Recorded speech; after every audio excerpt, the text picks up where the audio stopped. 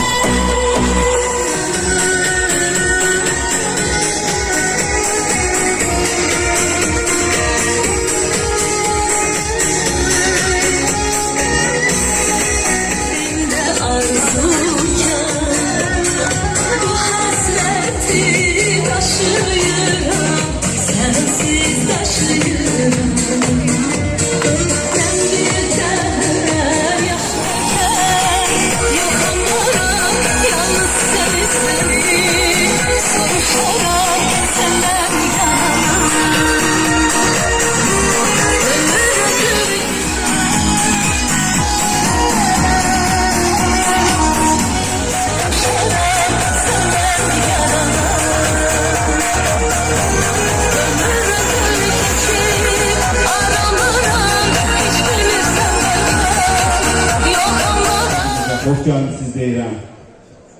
Təbii ki, bugün dövlətimizin bütün ümumi təhsil məktəblərində tədris ilinin başa çatması münasibəti ilə son zəng tədbirləri təşkil olunur. 115 mindən artıq 11-ci sinif şagirdi müstəqil həyata qədəm qoyur. Sevindirici haldır ki, son zəng artıq bütün ölkəmizi əhatə edir. Şükürlər olsun ki, bizim illərdir işğal altında olan torpaqlarımızda bugün orta məktəblərimiz fəaliyyət göstərir. Onlarda son zəng tədbirlər təşkil olunur.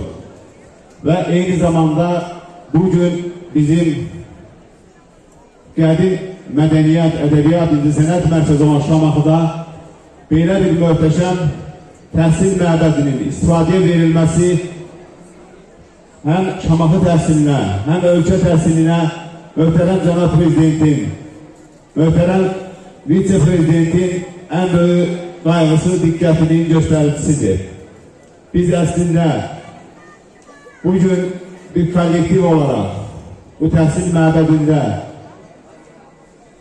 müasir, qabaqcıl hər cür şəraiti olan bir təhsil müəssisəsində təmin olunmağımız üçün bütün kollektiv adından bir daha ölkə başçısına və birinci vitse-prezidentimiz Mehriban xanıma dərin minnətdarlığımızı bildiririk. Biz inanırıq ki, bugünkü məzunlarımız və bundan sonra bu məktəbdə 10 illərlə təhsil alacaq bütün övladlarımız, bağlarımız hamısı yüksək təhsildə yüksək nəticələr verəcək, həyata sağlam addımlarla addımlayacaqlar və bu sağlam addımlar, əziz balalar, dövlətimizin qayğısı ilə başlayacaq.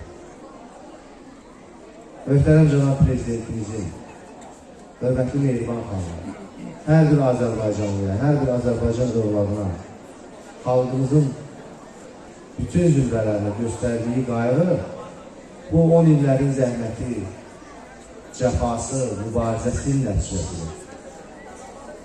Və bu yolda canından keçən şəhidlərimiz var, bu yolda sağlamlığından keçən qazilərimiz var.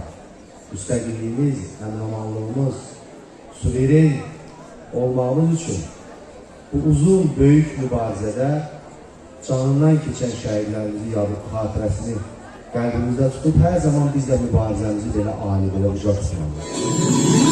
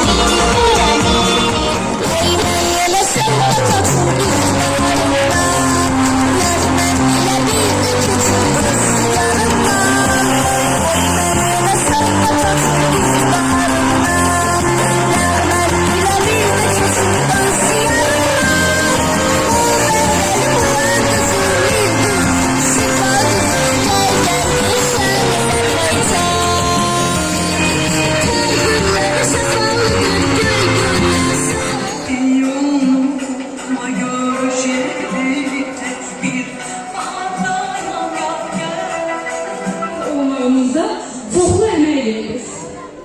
Mən hələ aşağı ikən bir gün atam dedi ki, məktəb sənin 3-cü anlamdır. O sənə qayğı göstərəcək, çalış sən də ona qarşılıqlı hörmət və izzətlə davran. O zaman məndə bir qısqanclıq hissi oyandı ki, necə yəni mənim bir yolum var. Amma zaman keçdikcə mən həqiqətən anladım ki, məktəbin bizim üzərimizdə mühüm rolu var. Bizim tərbiyəmizdə, həyat tərzimizdə və nəhayət, böyüyüb başa çatdığımız bu dövlət üçün bir şəxsiyyət kimi formalaşmamızda. Birinci anamız bizi dünyaya gətirən qadındır. İkinci anamız vətənimizdir və üçüncü anamız məktəbdir. Məktəbin canlı varlığını təşkil edən və onu yaşadansa əziz müəllimlərimizdir. Bizə inanan və dəyərli vaxtlarını bizimlə bölüşən müəllimlər. Bizim gənc vaxtımızda çox qısa bir zaman dilimində həyatımızın sonuna dək iz buraxacaq qədər fədakar müəllimlərinin qarşısında baş əydik.